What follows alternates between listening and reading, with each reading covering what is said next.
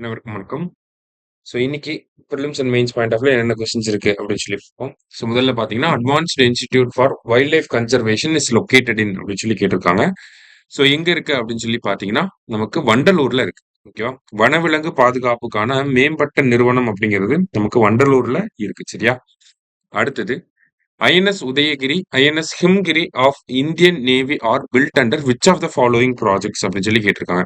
இந்திய கடற்படையின் INS Udayagiri, INS Himgiri ஆகியவை பின்வரும் எந்த திட்டத்தின் கீழ் கட்டமைக்கப்படுகின்றன அப்படின்னு சொல்லி கேட்டிருக்காங்க.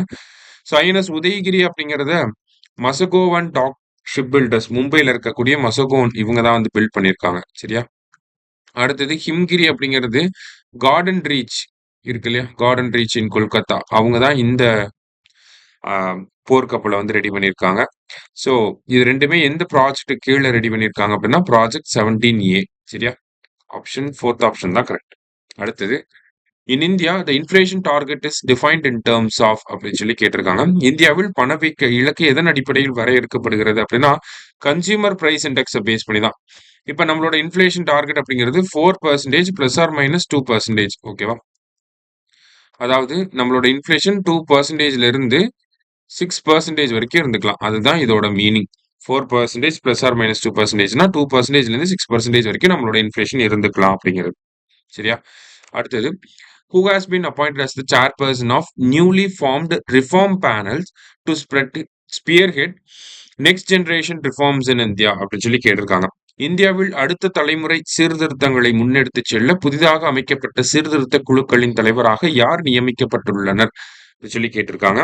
சமீபத்தில் இண்டிபெண்டன்ஸ் டே ஸ்பீச் அப்ப நம்ம பிரைம் மினிஸ்டர் சொல்லியிருந்தாரு இந்தியாவில் next generation reforms in terms of governance, polity and then taxation எல்லாத்திலுமே வந்து அடுத்த கட்ட சீர்திருத்தங்களை மேற்கொள்ள போறோம். அதற்கான தனி குழு அமைக்கப்படும் அப்படிங்கிற சொல்லியிருந்தாரு. அந்த குழுவோட தலைவராக யார் இருக்க போறாங்க அப்படின்னா ராஜீவ் கௌபா இருக்க போறார். சரியா?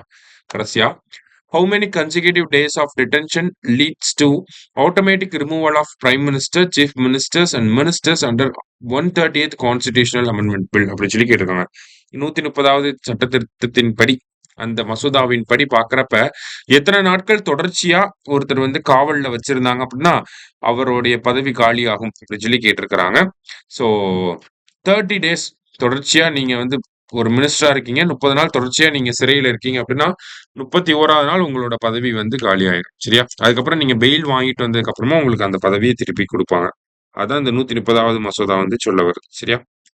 ஸோ இன்னைக்கு 5 கொஸ்டின்ஸ் பார்த்திருக்கோம். தேங்க்யூ. சுரேஷ் IAS அகாடமி வெற்றியின் முக